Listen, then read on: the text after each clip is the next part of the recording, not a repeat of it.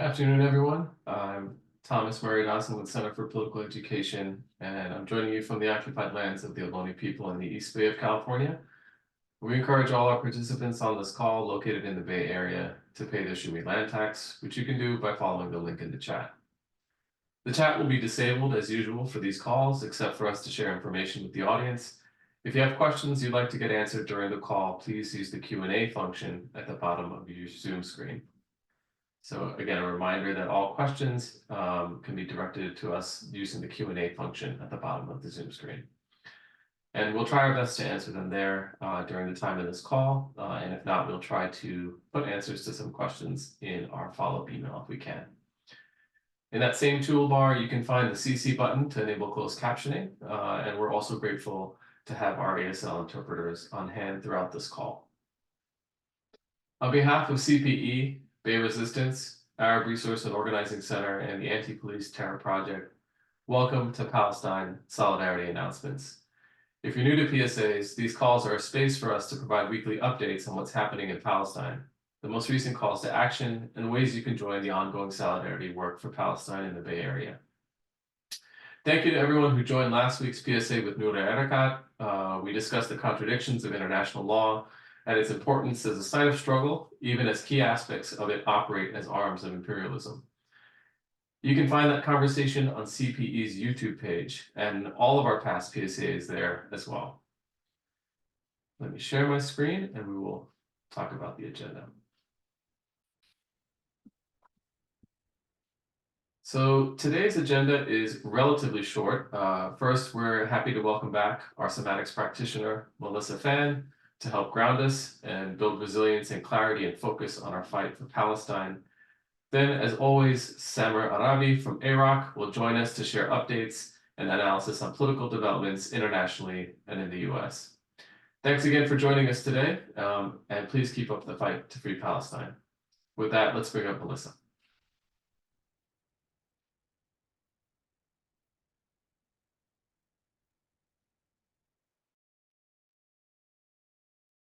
Hi, everyone. Thank you so much for being here today, and I'm so glad to be back.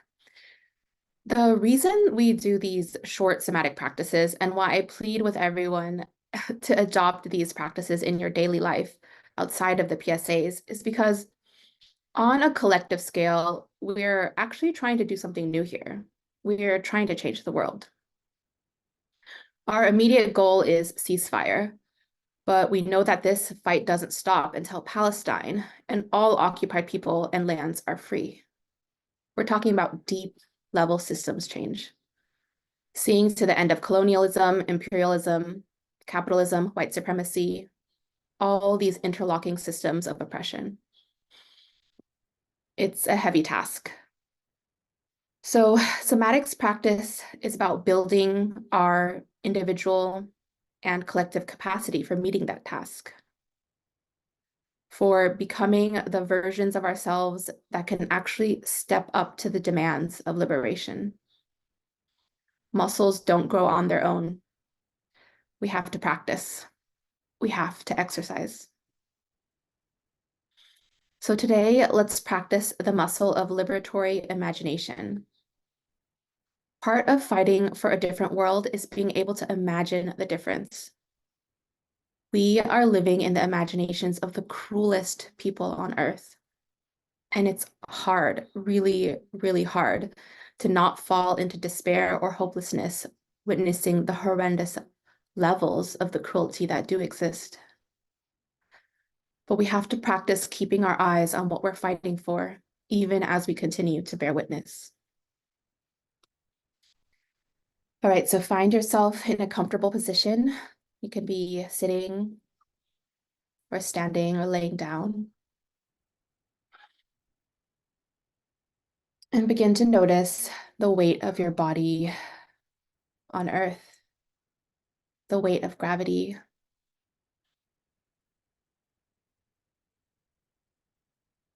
If your feet are planted on the floor, begin to notice the soles of your feet.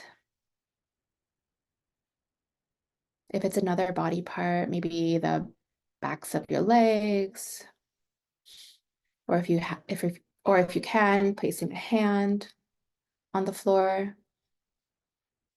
Just beginning to feel the earth underneath, beginning to root down, imagining roots growing down and down. The earth bears witness to all of us. The earth holds all of us. The earth has seen the entirety of human history. The earth has witnessed all of our struggles and victories for liberation. And it's through the earth that we can begin to hold what is possible. And so now imagining 200 years into the future, and Palestine is free.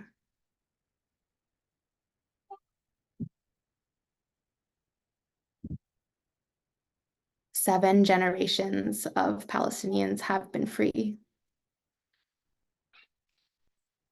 and have had self-determination on their own lands.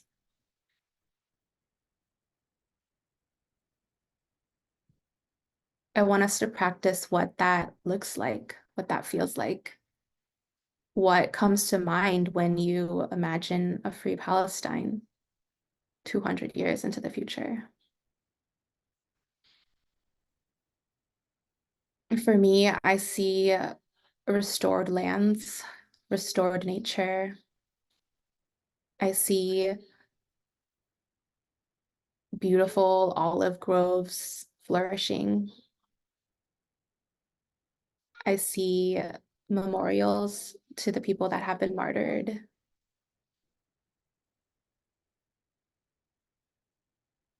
I see the beautiful blue sea.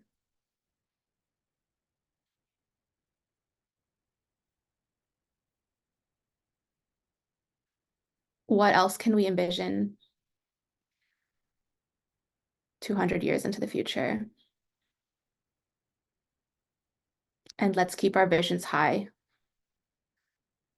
When we're fighting this fight right now in the present moment, let's keep our eye trained on that future because it exists and we'll get there together. Thanks for practicing with me today.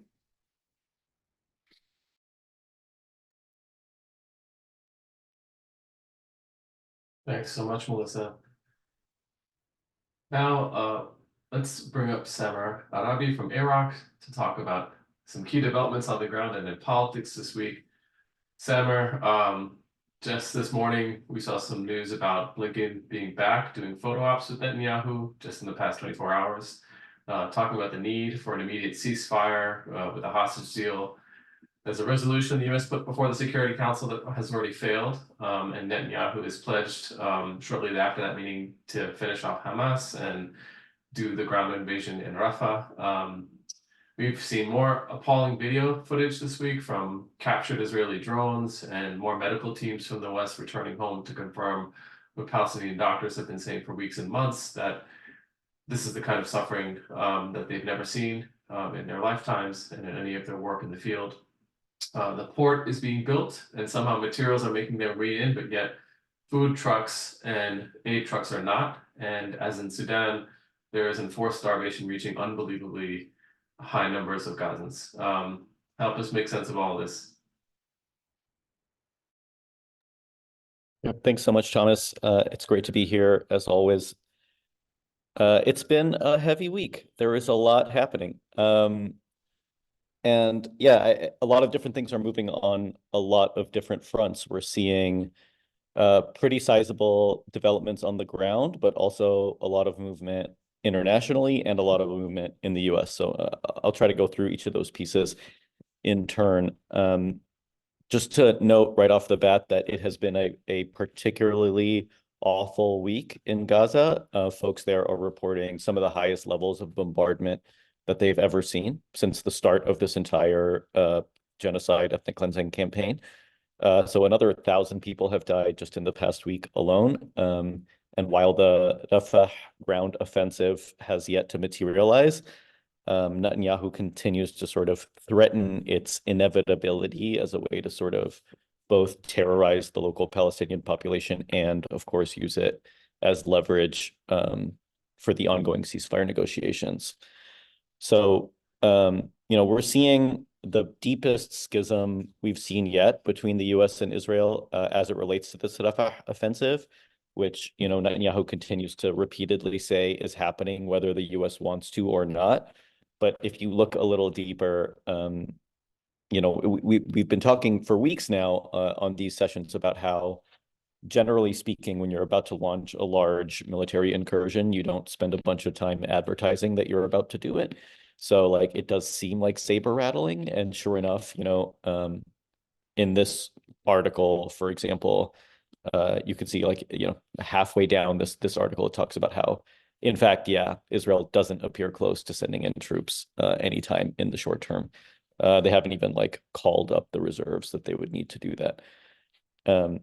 Not to mention that, the sort of like underlying logistical processes, the political fallout doesn't seem to make sense for an offensive at this moment, which is not to say that it won't happen.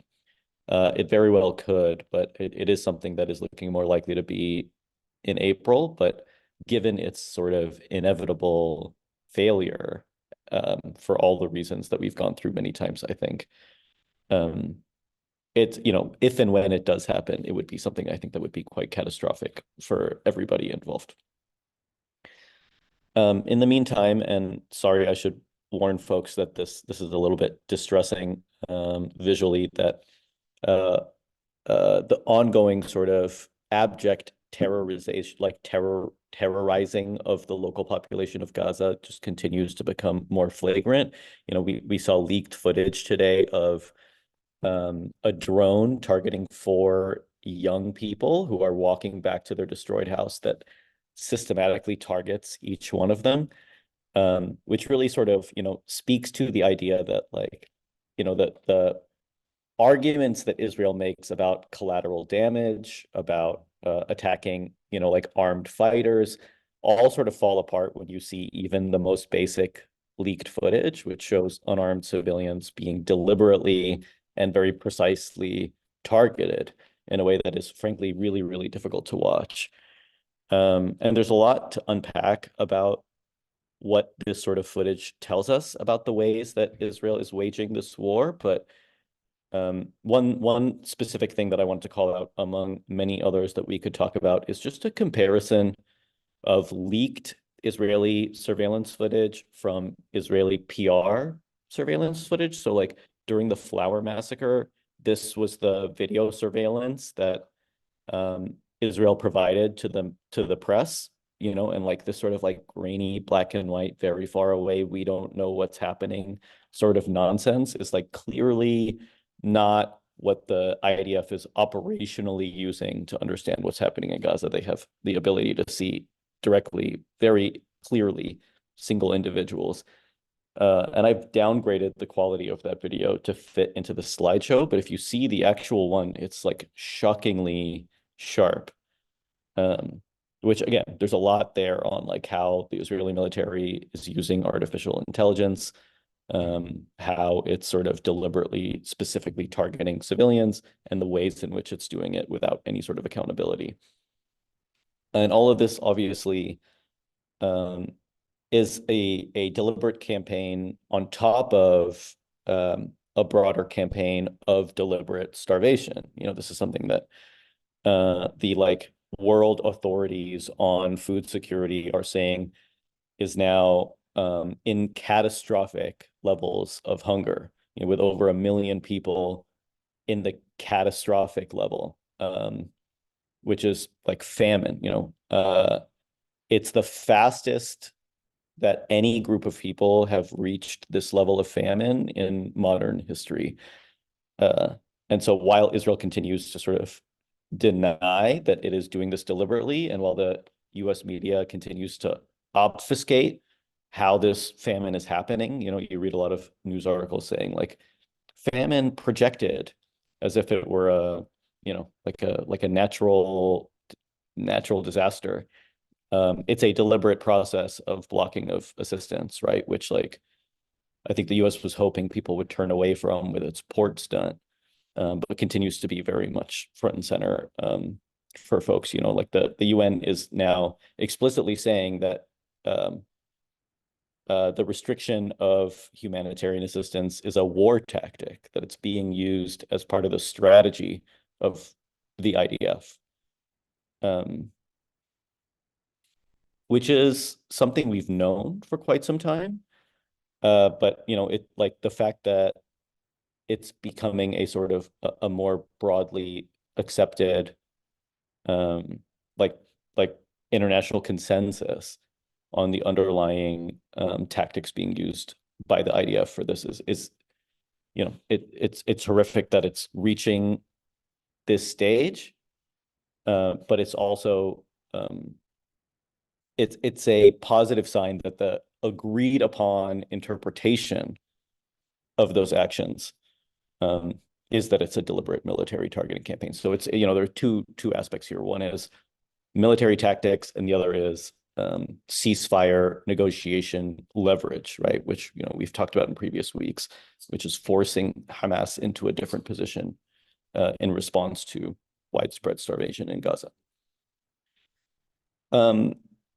The other big development this past week, which is actually quite related to that, is the ongoing attack again on Al Shifa Hospital, where Israel contends that Hamas has somehow once again set up a giant operating base out of a place where thousands, like countless thousands of Palestinians are currently sheltering.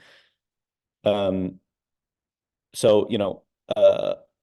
while the Israeli military is sort of arguing that it has to go back in and destroy like the last remaining infrastructure of this hospital, they're also demolishing buildings within the hospital, like from the inside, in a way that clearly implies they have control over those buildings in a way that they won't explain. So like it's a really thin argument that doesn't really stand up to very much scrutiny. And at this point, I think as of this morning, the IDF has claimed that they've killed 600 or killed or detained 600 Hamas fighters in the hospital complex, which, sort of like you can only really interpret that one of two ways, like on its face, if you just assume that that's true in any sort of way, which it of course obviously isn't, it either implies that their attempt to retake, their attempt to sort of like, the underlying argument that they're giving for why Rafah is unavoidable is that there are 4 remaining Hamas battalions in Rafah, which again is a sort of nonsense statistic that they've made up. But 600 people is a battalion almost. So like, how is that, however many, like halfway back up in the IDF's cordon of control? So either they have absolutely no actual control on the ground, or the sort of narrative is purely fabricated. I think a lot of folks have been really confused as to why the Al Shifa attack is sort of picking back up again, and it's really hard for us to know in this moment. But I would point your attention to a recent Mondoweiss article, which I think has some really interesting thoughts on the targets of the so-called senior Hamas officials that they've been targeting in Al Shifa, who have been not military commanders, but members of the local police force, which are technically, Hamas being the government of Gaza, technically senior Hamas members, but not involved in like military activity with Israel, with just purely in charge of like local civil defense and maintaining the peace. And these are the people who have been trying to make sure that aid deliveries are being conducted in such a way that they don't result in mass casualty events like have been happening earlier. And the exact people who have been organizing the aid deliveries to keep them safe have now been killed inside Al-Shifa Hospital. So a very compelling hypothesis that they're deliberately trying to ensure that aid delivery can't be run effectively inside Gaza. Meanwhile, the ceasefire negotiations continue. There's a lot here. There's what's been moving in terms of the negotiations directly, where Hamas has changed their position quite a bit in this past week. You know, in the last week we talked about, and the week before we talked about the calculus of the various actors in the ceasefire negotiations and how Hamas had generally not been moving from the demand that the ceasefire be permanent and the demand that the Israeli military has to fully withdraw. They've pulled that back to a 40-day ceasefire that involves the transfer of 42 hostages, I think, with the expectation that it can be continued. But there is increasing expectation that a middle ground is being reached between the parties. So a ceasefire does appear to be coming.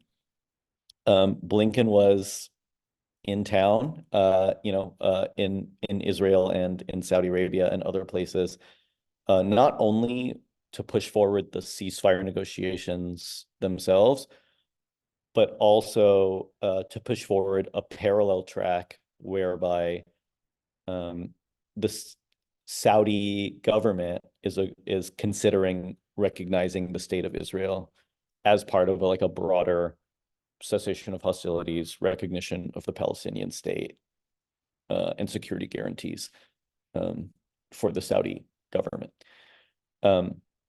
It's an odd thing to be pushing so strongly right now, particularly given that the Israeli government repeatedly says that they refuse to recognize a Palestinian state. So a basic aspect of those agreements is already sort of fallen apart. But that's what Blinken is trying to do, very unsuccessfully, but Blinken gonna blink in.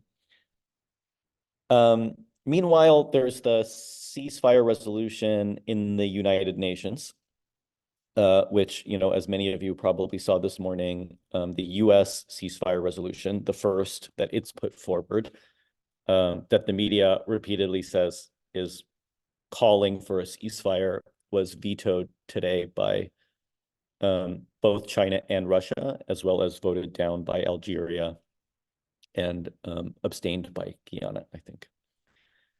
And just to note that this resolution did not explicitly call for a ceasefire. It used some sort of middle ground, muddied terms. It calls for, it says that it's imperative for an immediate ceasefire to happen, but not in any way sort of putting the onus on the obstructionist party in this process, which is the Israeli government, to do anything, and sort of implies that the release of hostages is a precondition for that resolution. So Russia claiming that it refuses to approve any resolution that doesn't explicitly call for a ceasefire has vetoed it. There may be other reasons at play here, obviously, but it is worth noting that there is a parallel ceasefire resolution that's working its way through the Security Council. And so a lot of the folks who voted against this are pushing that other ceasefire resolution, which we do have some text on. But I just note that Guyana, who abstained from voting on the US-backed ceasefire resolution, in explaining their vote, said, if one were to read this resolution without background knowledge, it would be difficult to ascertain which party in this conflict is committing the atrocities in Gaza. Which, yes, I mean, really speaks to, I think, how the US is trying to do as little as it possibly can to acknowledge a ceasefire, while at least having been moved to the point where that's something that's on its sort of broader agenda. The other resolution put forward by the countries that you can see here, I won't read through them all, is going to be voted on tomorrow. And so we'll see whether, I think it's very likely that all the other countries will vote for this one, and we'll see what the US does with this one.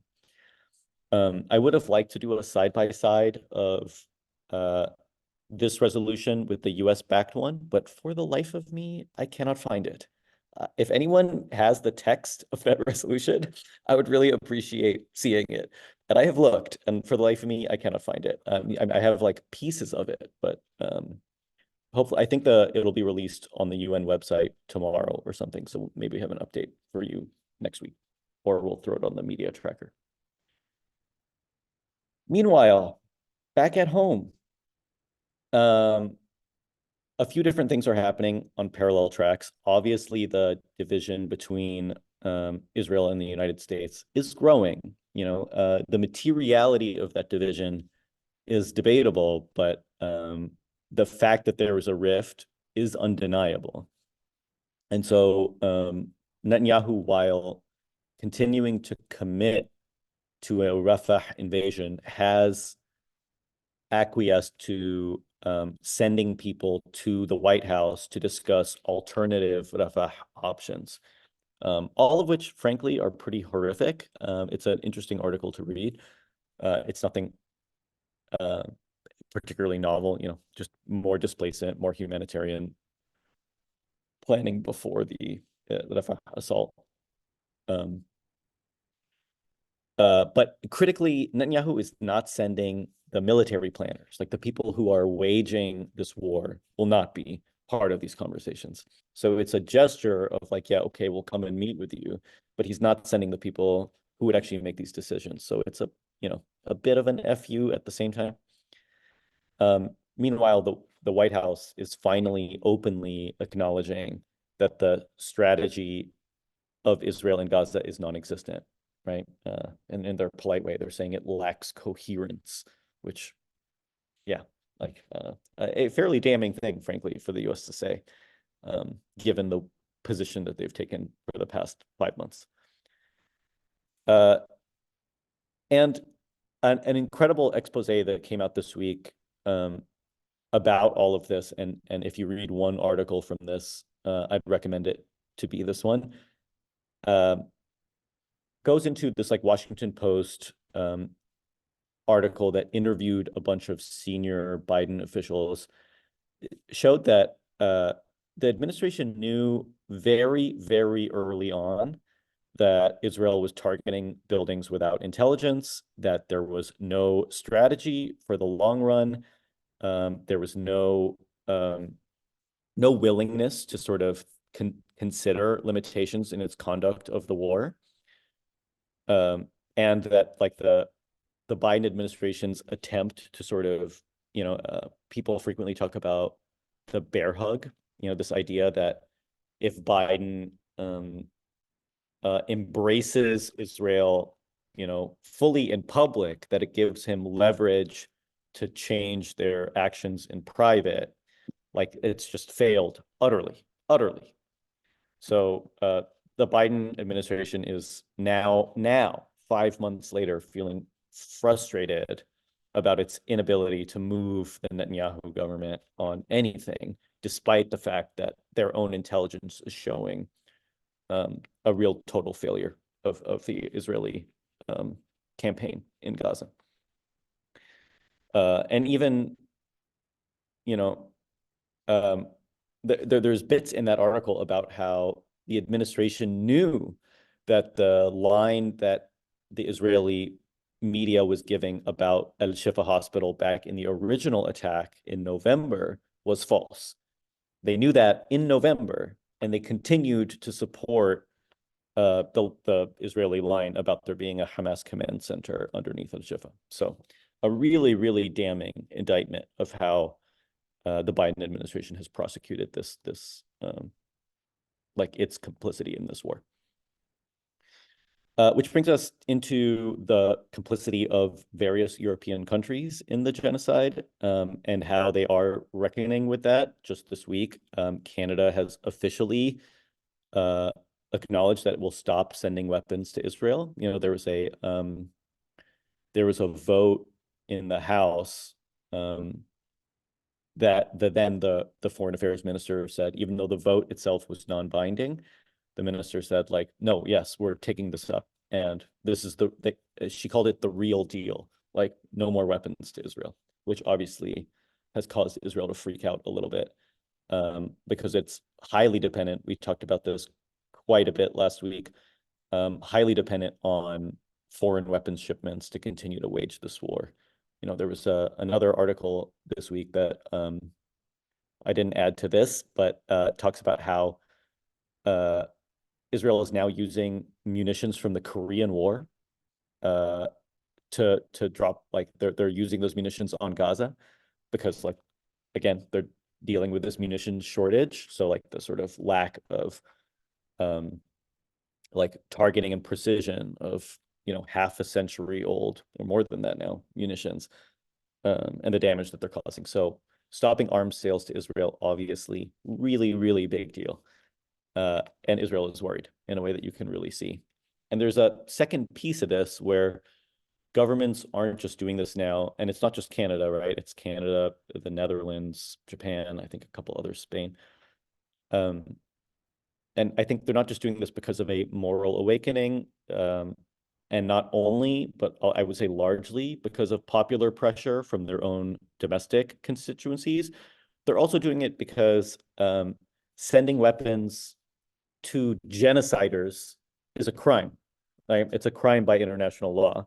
And the International Court of Justice is now doing hearings specifically about Germany in this case, in the case brought by Nicaragua, about Germany's facilitation of genocide through weapons provision to Israel. So the complicity in genocide is, I think, a thing that people are starting to worry about more broadly.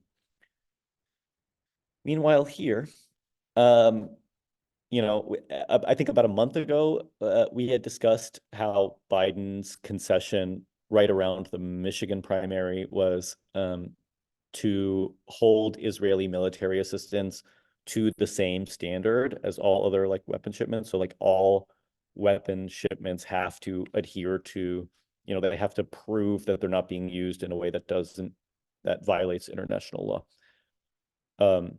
And so we've seen a really fascinating, what's happening this week, as of 2 days ago.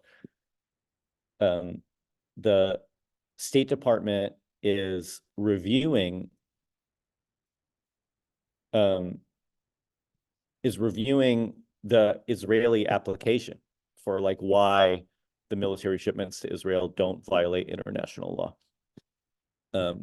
And you know, I think we can assume some spoilers here about how they're going to decide, but it's worth noting very quickly that you know, Israel has publicly released documents about how it considers its campaign to be within the norms of humanitarian, like international humanitarian law. And its key thing here is that, you know, like the sort of rules in the Geneva Conventions about how these wars can be waged is that if civilian infrastructure is used for a military purpose, then you have to do a sort of calculation on like the loss to civilian life and civilian infrastructure versus the military necessity of the target. And Israel's position on this has been that any building, like on one level, any building that has ever had a single, like if there's a high-rise building and there's one fighter in that building, the entire building de facto, regardless, with no other considerations, becomes a valid military target. But incredibly, they argue that because of, you know, whatever the tunnel infrastructure or whatever it may be, that any building with the potential to host a militant is a valid military target, like de facto. So that's the argument that they have to use to say that they're in compliance. And incredibly, probably the US government is going to accept that argument, even though it has never been used by any other country. Obviously, human rights groups have specifically said that the Israeli argument that it's using its arms legally is just not a credible argument. And the State Department acknowledges that they've seen those analyses, but won't comment on how they're making their decision. Then there's the aid bill, which we talk about every week, which still has not moved, which again, I think is broadly a good sign. But they are continuing to try to find a middle ground between Democrats and Republicans. There isn't much more to say about this other than continues to be stalled. It is worth noting that outside of the Israel aid bill, the US government spending bill, the big omnibus $1.2 trillion bill, was just passed by the House, I think about an hour ago. And that includes the usual $3 billion per year to Israel and cuts all funding to UNRWA at least through 2025. And that's already passed the House. It hasn't been, it now goes to the Senate, but it's looking very likely that that bill will pass and that the US will cut all funding to UNRWA. Well, they've already cut it temporarily, and they'll make that funding cut permanent. And this is in spite of the fact that no evidence has been given that UNRWA was in any way connected to October 7th. So the allegations that Israel made earlier on they've continued to refuse to provide evidence to back those allegations. The only thing that's come out is the revelation that UNRWA staff was tortured by Israeli forces to get false confessions from those soldiers, so from that UNRWA staff. So despite that, the US will continue to defund UNRWA incredibly. It has provoked a pretty strong reaction, I would say, from some Democrats, including, of course, the Squad, who all voted against the House bill, and also in the Senate, where a couple folks, are talking about the necessity of UNRWA in stopping this ever expanding catastrophic starvation. And Bernie Sanders now calling the people who voted for it the Starvation Caucus because they're willingly starving people in Gaza to pass this bill. On the US election front, a lot is happening, but there's a lot of movement, I think, in recognizing the danger that AIPAC is posing to the electoral process. A really strong rejection of AIPAC coming from the progressive left, as well as from a pretty broad swath of Jewish Americans, which is a pretty incredible thing to see, as well as increasing warnings that Biden is going to cost himself the election based on the Gaza policy. You could see some members of the Squad, like Jamal Bowman, getting into fights with AIPAC on Twitter, calling AIPAC out for endorsing 100 Republicans who voted for the insurrection. So any pretense that whatever. So, and there is a concerted move from progressive groups to provide the backing of vulnerable Squad members to make sure that they actually get reelected. So there are ongoing campaigns to do door knocking and calling to help the Squad members that are being directly targeted by AIPAC to make sure that they don't lose their elections. The uncommitted vote continues, as always. My lovely chart that you may have seen last week has grown. And the committed vote continues to grow pretty remarkably. It rarely goes under 10% in any state. And when you compare that to the percent of the votes that the last incumbent president got in a primary, well, the last incumbent Democrat, which was Obama in 2012, it's a very stark difference for the sort of disillusionment within the party. Lastly, I just want to close with some stuff that's happening locally. We've knocked several of the local politics items off the list. We still have the students who are being attacked by SFUSD for standing up for ceasefire. And now that the primaries are done, it's time to start thinking about November already. Sorry. And there are, for example, some progressive supervisors who are really kicking off their campaigns early, who have been historically pro-ceasefire, fighting off challengers who are very explicitly anti-ceasefire and APAC financed. So even locally in San Francisco and the Bay Area generally, there are big fights happening over this issue. Lastly, I think Thomas will talk about this in more detail, but the calendar of events is a great place to get plugged into things that are happening. The text blast system is a great way to stay apprised of any big actions and mobilizations that we're organizing. And if you want access to the news articles that we use to make these analyses every week, I'd recommend you sign up for the Palestine Media Tracker. Just go to palmediatracker.com/sign up, and you'll get a weekly news digest that those of you who already signed up should have received earlier today. And that was my very long updates. Thank you so much. Samar, can you stay for a second? I wanted to, Of course, since we have a little bit of extra time, I thought I'd ask a couple of follow-up questions. That you mentioned the UNRWA funding and the prospect of it being cut off. I'm actually wondering if you have any sense of what the assessment is of what remaining infrastructure UNRWA has at the current moment anyway, because, given what you mentioned about the torture and capturing of UNRWA staff, what the IDF has done in terms of targeting UN staff from months ago until now, and also what it would take to, actually put to use the aid. So, for example, the fact that bakeries and other infrastructure, civilian infrastructure, has been, as you mentioned, targeted and decimated. Is there anyone within the UN sphere or in the international community that is sort of articulating what it actually would take, notwithstanding that funding is going to be cut for UNRWA to operate even on a bare bones budget that it has? Yeah, it's a really good question. There are layers on layers there. I would say that first and foremost,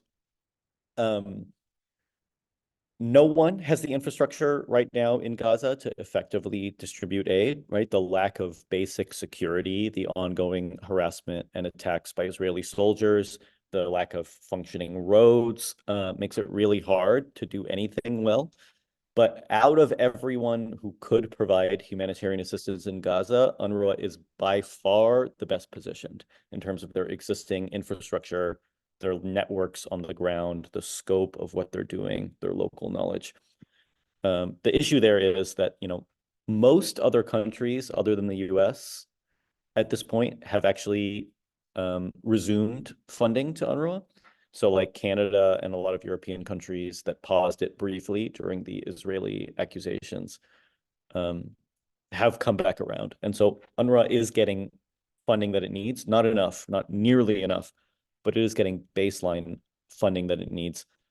The problem at this moment is that whatever aid UNRWA can purchase, it can't distribute, right? Because again, all of the border entries are closed. And so the primary issue I think that's facing everyone, and UNRWA in particular, is that, whatever you can send still can't get through. And so the most important thing in this moment continues to be political pressure on the Israeli government to let aid through the crossings. And they've been running a remarkable disinformation campaign. I don't know if folks saw it this week, but the Israeli spokesperson, Elon Levy, resigned because of this, because he made some accusations on how Israel isn't blocking any aid, and the problem is on the other side of the border with distribution, and that that the UN had requested that the border be closed on certain days or whatever, and incredibly, British members of parliament were like, hey, can you provide evidence of that? you know, and just like pushed and pushed and pushed until it became really obvious that he was just flat out lying. And that became like enough of a scandal, along with a tiff with David Cameron, that he resigned. So like they're pushing really hard on this narrative and it's failing. But that pressure to actually open them up sort of needs to be maintained before anything meaningful can happen. Yeah, and this one other follow-up, I mean, and you may not have an answer for this, but it does seem that even with the White House folks who get up there and all of the sort of body language reading and exasperation, there's conjecture about like what's going on internally, especially since as you've noted numerous times, there is market shifts, and you know, in addition to Sanders and other folks kind of coming out there and taking particular cuts of the issue, even if they haven't been great, you know, across the board on the issue, there is some shift. I'm wondering if you have a little bit of an assessment of what the White House is doing, particularly when it comes to these absolutely you know, insane intelligence reports that Israel is producing, because you know, I know that you walked us through a little bit of like that the sort of standard for assistance and combatants that will be in civilian infrastructure that will likely be approved by you know, for additional funding to Israel. But I'm wondering if there is anything afoot about what's happening, because we haven't seen resignations, we haven't seen anything as public as we saw maybe a couple months ago. Even internationally, it's probably out there, but I'm wondering if there is any buzz in DC around, you know, what's happening internally and what that might mean in terms of the more immediacy of getting to a legitimate ceasefire. Oh, that's a really good question. I wish I had a better answer. It's very hard to know. I mean, I think a few different things could be happening. I think the Biden administration is putting all of its eggs in the ceasefire basket, right? And we're seeing them like readily embrace ceasefire language. I'm putting it in air quotes because, you know, they're really talking about a truce. You know, back to the conversation you and I had a while ago.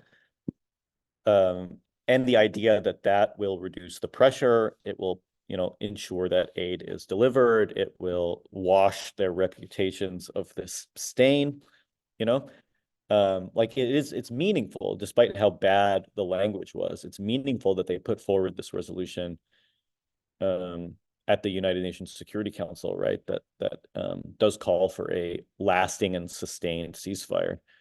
And I think they're seeing that as the one avenue of resolution that gets them out of this impossible situation they're finding themselves in. And so I don't know, now that that's failed, right? I mean, like at least on some level, I am curious how tenable this will continue to be. You know, like one of the people I've been watching, and obviously he's not part of the Biden administration, is Chris Van Hollen, the senator. And like the evolution of his language over the past 5 months has been really remarkable. You're seeing a very marked shift, and a change in calculus. You can see the sort of underlying calculus of like, what base do I have to play to protect myself? And the growing realization that AIPAC is a liability, right? It's a giant political liability for people right now. So I don't know, will that lead to a meaningful like exodus from the Biden administration? Will it lead to like defections at high levels? You know, I would hope so. I certainly would hope so. I don't know how, you know, you watch the White House spokespeople, right? And like they look like their soul has been drained from their body. It's hard to watch. And yeah, like you start to get the feeling like, how are they going to keep doing this job, you know? But yeah, I don't know. There's also like another layer of questionings about all the leaks that have been happening and whether those leaks are Biden administration strategy, right? Like back when Biden called Netanyahu an a-hole and that was leaked, like that obviously wasn't leaked. That was planned by the Biden administration. But now you're seeing more leaks that are more embarrassing, right? Like that Washington Post article, which I think speaks to senior White House people looking for an out, or at least looking to clean their own reputation from Biden's. Yeah, no, a lot to keep track of, and Sarah, just a tremendous gratitude for digesting all of that. And I'm grateful we gave you more time today to do it. So we'll look forward to having was you fun. back. Yeah, look Thank forward to you. having you back again. Before we close, I do want to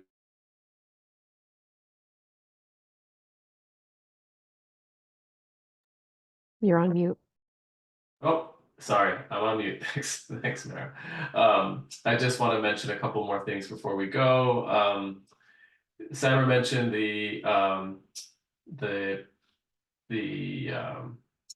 AROC calendar. I just wanted to kind of remind folks, if folks can see my screen, this is a great sort of resource for everyone to use to share information about actions and events that are upcoming. There's a form at the bottom that allows you to submit all the information that's necessary, description of the event, time, place, and it'll be screened by AROC staff before it's posted. Just some things, just as an example of what's ahead. This weekend, for example, if you click on this Gaza ceasefire pilgrimage that's happening in the East Bay tomorrow at Cesar Chavez Park in Berkeley, it'll give you a description, all of the information you need to attend.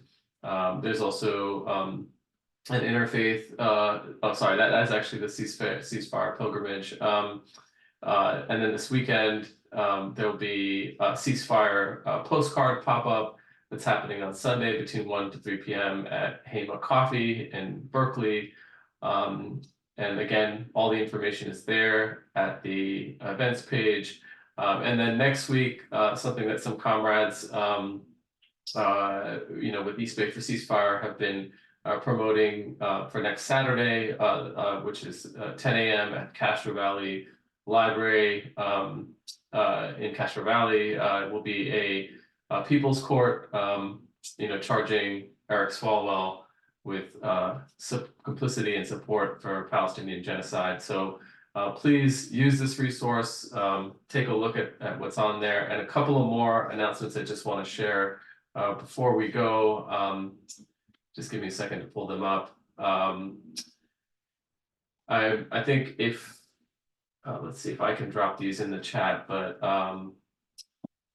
or Mara can drop them. But first is there'll be a banner making taking place on April 7th, which you could sign up for here. And then if you want to do more volunteering with Bay Resistance, we'll drop a link in the chat for you to do that. And also a note from our Bay Resistance and Bay Rising comrades that they'll be sharing a toolkit on an April Zoom call, TBD, that can help you host a house party this summer to engage folks in your networks, and they'll be willing to provide speakers to come to the house parties to talk about how to volunteer in Palestine solidarity work and beyond. So stay tuned for that. And then finally, we just wanted to, Bay Resistance wants to continue pushing out the call for folks to continue to direct efforts towards congressional pressure to fund UNRWA and support an immediate ceasefire. So we're going to drop some links in the chat right now on some resources you can find from USCPR and also JVP on how to do that, on how to identify your congressional members, the talking points, how to fill out pre-form letters, and so on and so forth. And that's it for this week. We'll be back again with another update this week, and we're working on a few more special guests to help us dive a little bit more deeper into the analysis of strategy as we continue to fight for ceasefire with some more depth over the next few weeks. So we'll hope you stay tuned. Please continue to share this PSA with other folks in your networks. And as usual, thank you for joining us, and Free Palestine.